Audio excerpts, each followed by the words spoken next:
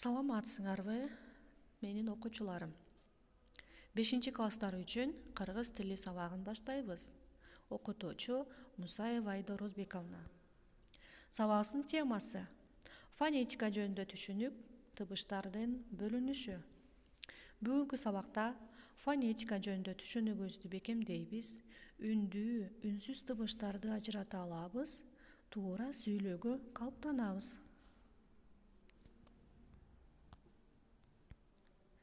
Балдар, бизде курчап турган кубулуштардан, жандуу жансыз заттардан ар кандай үндөр чыгат. Мисалы, комуздун күүсү, чагылгандын чартылдашы, жылкылардын кишениши жана коңгуроонун кагылышы. Эми ушул жерден бизде суроо пайда болот. Бардык эле заттардан чыккан үндөрдүн баары тыбыш боло алабы? Жок, албетте. Тыбыш боло албайт экен, балдар. Тыбыш деп адам баласынын сүйлөө кебиндеги үндөрдү гана тыбыш деп айтат экенбиз. Эгерде жаратылыштагы бардык заттардан чыккан үндөрдү тыбышка кошо берсек, анда биз өмүр бою тыбыштарды үйрөнүп жүрүп өтмөкпүз. Биз жакшы билебиз, кыргыз тилинде 36 тамга, 39 тыбыш гана бар. Бизди курчап турган чөйрөнү биз кантип кабыл алабыз? Көрөт экенбиз, жыт сезүү аркылуу, угуу, даамдап көрүү, кармап көрүү аркылуу биз айлана чөйрөнү кабыл алат экенбиз. Эми балдар, тыбыш жөнүндө карап көрсөк, тыбыштын өзүнө тиешелүү мүнөздүү белгилери бар. Тыбыштар өз алдынча турганда мааниге ээ болбойт. Тыбыштар сөздү өзгөртүүчүлүк касиетке ээ. Каалаган эле ар түрдүү тыбыштын жыйындысы сөз боло албайт. Сөз болуш үчүн толук маани берүүсү зарыл. Мисалы, К, У, Ш десек, бул жөн гана тыбыштардын жыйындысы. Ал эми куш десек, бул сөз толук маани берди. Кийинкиси К, И, Ш десек, маани берген жок. Ал эми кыш десек, толук маани берди. Куш сөзүнүн У тыбышын экинчи сөздөгү И тыбышына алмаштырсак, сөзүбүз өзгөрдү. Демек, жыйынтык чыгарсак болот, тыбыштар сөз өзгөртүүчү касиетке ээ жана өз алдынча турганда эч кандай маани бербейт. Кийинки мисал: как жана бак. Биринчи турган К тыбышын Б тыбышына алмаштырсак, сөзүбүз өзгөрүп кетти. Демек, сөз өзгөртүүчү касиетке ээ экен. Демек, балдар, тыбыштарды үйрөтүүчү фонетика жөнүндө карайлы. Фонетика тилдеги тыбыштардын жасалышы, тыбыштык системасы, тыбыштык өзгөрүүлөрү жөнүндөгү тил илиминин бир тармагы. Ал гректин фон деген сөзүнөн алынган, бизче үн, тыбыш дегенди билдирет. Тыбыштарды жасоодо катышкан органдарыбыз сүйлөө органдары деп аталат. Сүйлөө органдарына дем алуу органы, үн түйүндөрү, ооз жана мурун көңдөйү, тил жана ириндер, борбордук нерв системасы кирет. Буларсыз эч качан тыбыштар жасалбайт. Тыбыштар, балдар, үндүү, үнсүз деп эки топко бөлүнөт. Буларды эмненин негизинде үндүү, үнсүз деп бөлөбүз? Айрым тыбыштарды айтканда, балдар, өпкөдөн чыгып келе жаткан аба ооз көңдөйүнө келгенде тоскоолдукка учурабай ээн эркин чыгат экен. Ошол себептен мындай тыбыштарды биз үндүү тыбыштар деп айтат экенбиз. Мында жалаң гана үн катышат.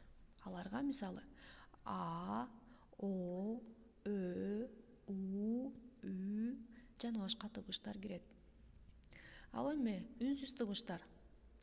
Бул үнсүз табыштарды айтканыбызда балдар, өпкөдөн чыгып келе жаткан аба ооз көңдөйүнө келгенде бир аз тоскоолдукка учурап, шыбыш пайда болот экен.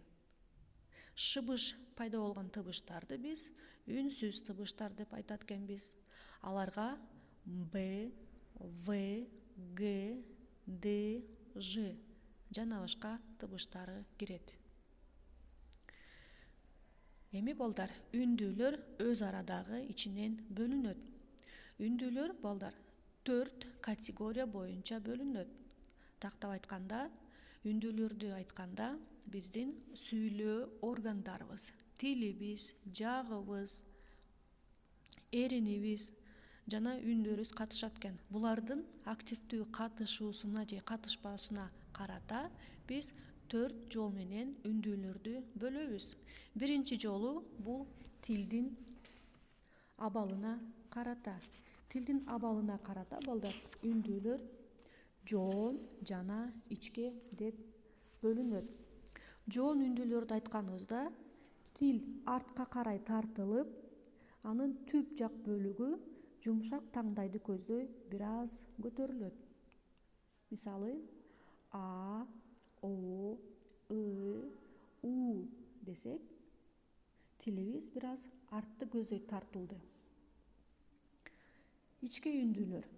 Ичке үндүүлөрдү айтканыбызда тилдин учу алга карай жүткүнүп, ортосу таңдайды карай бир аз өйдө көтөрүлөт.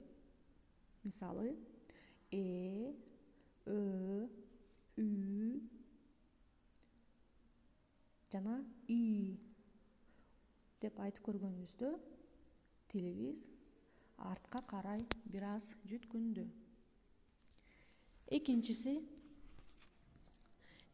балдар, эриндин катышына карай үндүүлөрдү эриндүү жана эринсиз деп экиге бөлөбүз. Эриндүү үндүүлөрдү айтканыбызда эки эрин алга карай жүткүнүп бир аз чормоет. Мисалы, О, У, Ö десек, биздин эки эринибиз бир аз жүткүнүп чормойду. Эми эринсиз үндүүлөрдү айтканыбызда эрин алга карай жүткүнбөйт. Мисалы, А, И, Э, И десек, эринибиз эч кандай алдыга же артты көздөй жүткүнбөйт экен. Кыргыз тилинде балдар үндүүлөр жоон ичкелиги боюнча гана эмес, эриндүү жана эринсиз болушу менен дагы окшошуп кетет. Эми балдар, үндүүлөрдүн жаакка карай бөлүнүшү. Жаакка карай кең жана кууш болуп экиге бөлүнөт. Кең үндүүлөрдү айтканда тил таңдайга карай бир аз көтөрүлүп, жаак кең ачылат. Мисалы, А, О, Ö жана Э деп айтсак, тилибиз таңдайды көздөй көтөрүлүп, жаагыбыз кең ачылды. Эми кууш үндүүлөр. Кууш үндүүлөрдү айтканда тил таңдайга карай бийигирээк көтөрүлүп, жаак анчалык ачылган жок. Эми үндүн созулушуна карай. Үндүн созулушуна карай үндүүлөр экиге бөлүнөт: кыска жана созулма. Созулма үндүүлөрдү айтканда, кыска үндүүлөргө караганда үн белгилүү өлчөмдө созулуп айтылат. Созулма үндүүлөр сөздүн маанисин өзгөртүп жиберет. Эми үнсүз табыштардын бөлүнүшү. Үнсүз табыштар жумшак үнсүздөр, каткалаң үнсүздөр жана уяң үнсүздөр деп бөлүнөт. Жумшак үнсүздөрдү айтканыбызда үнгө караганда шыбыш көп катышат. ошондуктан алар жумшак үнсүздөр деп аталат. Ал эми каткалаң үнсүздөрдү айтканыбызда үн такыр катышпай, жалаң гана шыбыш аркылуу айтылат экен. Ал эми уяң үнсүздөрдү айтканыбызда шыбыш дагы үн да катышат, бирок шыбышка караганда үн басымдуулук кылат. Жумшак каткалаң үнсүздөр балдар өз ара дагы экиге бөлүнөт. Түгөйлүү үнсүздөр жана түгөйсүз үнсүздөр. Түгөйлүү үнсүздөр Б, П, В, Ф, Д, Т, Ж, Ш десек, булардын эки түгөйү бар. Ал эми калган үнсүздөр булар түгөйсүз болот. Эми балдар, мисал боюнча фонетикалык талдоо жүргүзөлү. А тыбышы үндүү, тилге карай жоон, жаакка карай кең, эринге карай эринсиз, үндүн созулушуна карай кыска үндүү. И тыбышы үндүү, тилге карай ичке, жаакка карай куш, үндүн созулушуна карай кыска.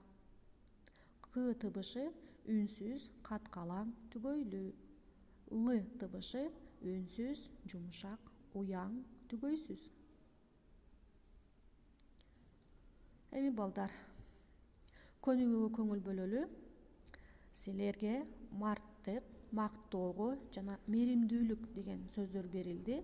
Бул сөздөрдү азыр фонетикалык талдоо жүргүзүп көргүлө.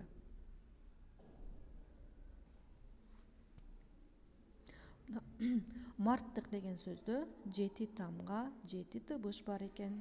Мактоого 8 тамга 7 тыбыш бар экен. Мээримдүүлүк 12 тамга 10 тыбыш бар экен. Айрым учурларда балдар канча тамга болсо ошончо тыбыш бар. Мисалы, мактоого деген сөздө бул жерде 8 тамга 7 тыбыш болуп калды. Себеби бул жерде созулма О турат.